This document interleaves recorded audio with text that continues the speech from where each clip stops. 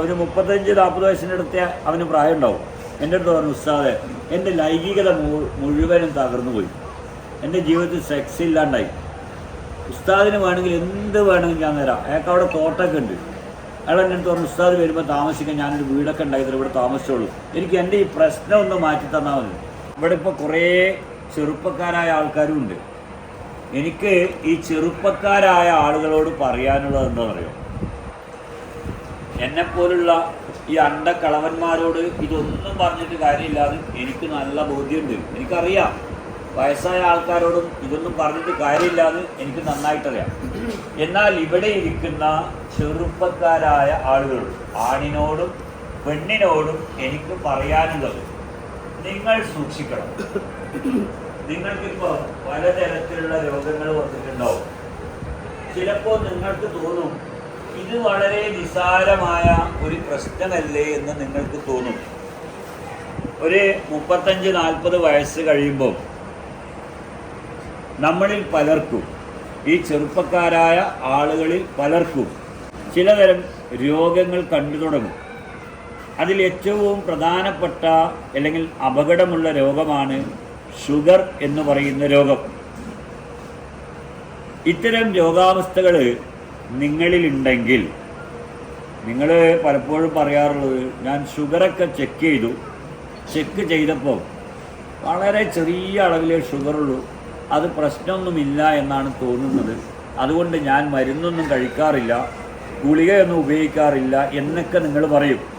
അത് വലിയൊരു അപകടമാണ് എന്ന് നിങ്ങൾ തിരിച്ചറിയും. ഏതൊരു ചെറിയ രോഗം വന്നാലും, അത് നിങ്ങളുടെ തോന്നലാണ് കേട്ടോ, അത് ചെറിയ രോഗമാണ് എന്ന്, അങ്ങനെ വന്നാലും നിങ്ങൾ വളരെ ഗൗരവത്തിൽ ആ രോഗത്തെ കാണണം. എന്നിട്ട് കൃത്യമായ ചികിത്സകൾ യഥാസമയം ചെയ്തിട്ട് ആ രോഗങ്ങളെ, ആ നിസാരമെന്ന് കരുതുന്ന രോഗങ്ങളെ നിങ്ങൾ പരിപൂർണമായിട്ടും ഇല്ലായ്മ ചെയ്യണം. ഇല്ലെങ്കിൽ, അങ്ങനെ ചെയ്തില്ലെങ്കിൽ വളരെ വൈകാതെ തന്നെ, ഇപ്പോൾ ചെറുപ്പമാണല്ലോ, ഒരു 45-50 വയസ്സ് ആവുമ്പോഴേക്കും നിങ്ങൾ ശാരീരികമായിട്ട് തകർന്നു പോകും. മാരകമായ പല രോഗങ്ങളും ഇതിൻ്റെ ഭാഗമായിട്ട് നിങ്ങൾക്ക് വരും. അപ്പോൾ നിങ്ങളെന്ത് ചെയ്യും? ചികിത്സയിലേക്ക് പോകും, ഒരുപാട് മരുന്നുകൾ കഴിക്കാൻ തുടങ്ങും, ഒരുപാട് ചികിത്സകൾ ചെയ്യും, ഒരുപാട് പണം അതിനു വേണ്ടി ചെലവഴിക്കും. നിങ്ങൾ വിചാരിക്കും ഈ രോഗം ചികിത്സിച്ച് മാറ്റാൻ പറ്റും. പറ്റില്ല. പിന്നീടുള്ള കാലം മുഴുവനും നിങ്ങൾ ചികിത്സയുമായിട്ടും മരുന്നുമായിട്ടും മുന്നോട്ട് പോകേണ്ടി വരും.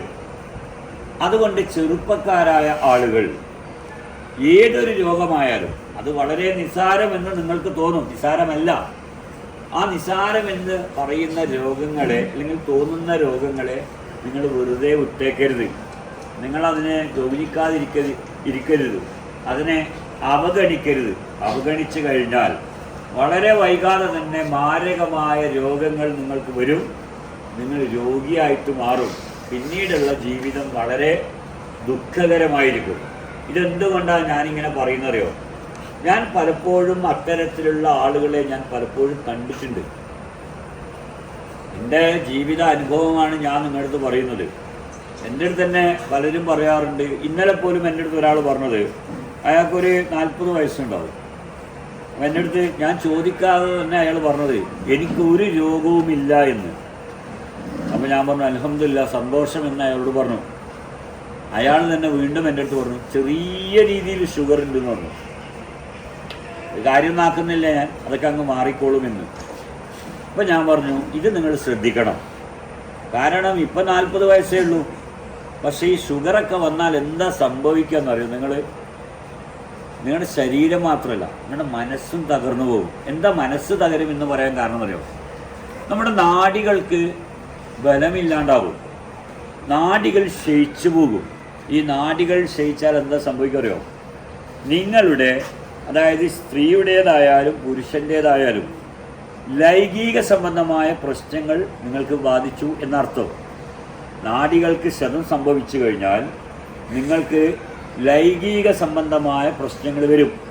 ഈ ലൈംഗിക സംബന്ധമായ പ്രശ്നങ്ങൾ വന്നു കഴിഞ്ഞാൽ, ഇത് സ്ത്രീകളെക്കാൾ കൂടുതൽ ബാധിക്കുക പുരുഷന്മാരെയാണ്, വന്നു കഴിഞ്ഞാൽ നിങ്ങൾക്ക് ലൈംഗിക സുഖം തന്നെ ജീവിതത്തിൽ ഇല്ലാണ്ടാവും. അങ്ങനെ ആയാൽ എന്താ സംഭവിക്കാന്നറിയോ? മാനസികമായി നിങ്ങൾ രോഗികളാവും, മാനസികമായി നിങ്ങൾ തകരും. ഇത് ജീവിതത്തിൻ്റെ എല്ലാ മേഖലകളെയും ബാധിക്കും. അതുകൊണ്ടാണ് ഞാൻ പറയുന്നത്, നിങ്ങൾ നിസ്സാരമെന്ന് ഒരു രോഗത്തെയും കരുതാൻ പാടില്ല എന്ന്. നിങ്ങളൊന്ന് ആലോചിച്ച് നോക്കൂ.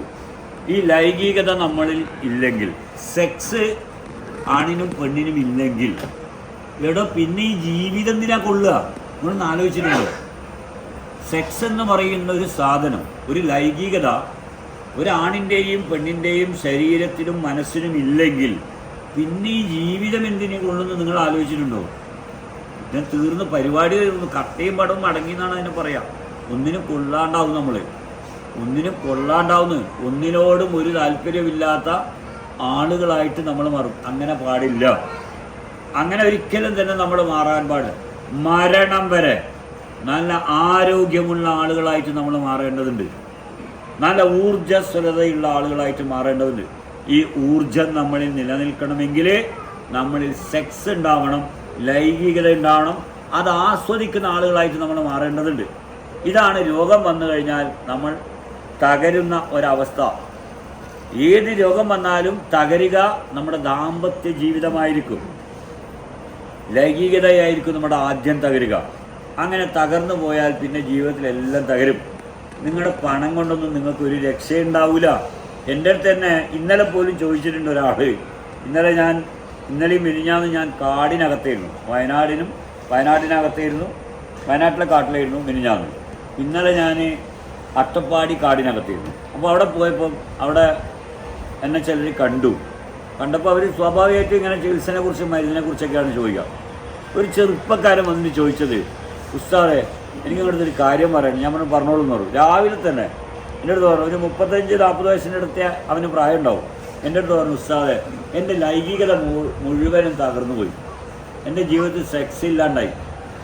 ഉസ്താദിന് വേണമെങ്കിൽ എന്ത് വേണമെങ്കിൽ ഞാൻ തരാം. അയാൾക്ക് അവിടെ തോട്ടമൊക്കെ ഉണ്ട്. അയാൾ എൻ്റെ അടുത്ത് പറഞ്ഞു, ഉസ്താദ് വരുമ്പോൾ താമസിക്കാൻ ഞാനൊരു വീടൊക്കെ ഉണ്ടായിരുന്നു, ഇവിടെ താമസിച്ചോളൂ, എനിക്ക് എൻ്റെ ഈ പ്രശ്നം ഒന്ന് മാറ്റി തന്നാൽ മതി. നിങ്ങൾ നോക്ക്, കോടിക്കണക്കിന് ആസ്തിയുണ്ട് ആ ചെറുപ്പക്കാരന്. നിങ്ങൾ ഈ കോടികൾ കൊണ്ട് അവൻ എന്തെങ്കിലും ഗുണമുണ്ടായോ? ചോറും ചായാലും ഇങ്ങനെ വാരി തിന്ന് മുണങ്ങിയിട്ട് അടക്കാമെന്നല്ലാണ്ട് മനസ്സിനും ശരീരത്തിനും സുഖം കിട്ടുന്ന ഒരു പരിപാടി അവനെ കൊണ്ട് പറ്റില്ല. ഇവിടെ നിൽക്കുന്ന 90% ആണുങ്ങളെയും അവസ്ഥയിൽ തന്നെ ഇരിക്കും. പെണ്ണിന് പിന്നെ അത് വലിയൊരു പ്രശ്നമാകില്ല. കാരണം എന്താ പറയുക, അവളിൽ അങ്ങനെയൊന്നും പെട്ടെന്ന് സെക്സ് ഇല്ലാണ്ടാവില്ല. പക്ഷെ ആണിന് അങ്ങനെയല്ല. ഇപ്പോൾ രോഗം വരാതിരിക്കാനുള്ള മാർഗങ്ങളെക്കുറിച്ചാണ് നമ്മളെപ്പോഴും ചിന്തിക്കേണ്ടത്. ഇപ്പോൾ രോഗം വരുന്നത് എങ്ങനെയാണെന്ന് മനസ്സിലായിട്ടുണ്ടാവും നിങ്ങൾക്ക്. എങ്ങനെയാണ്?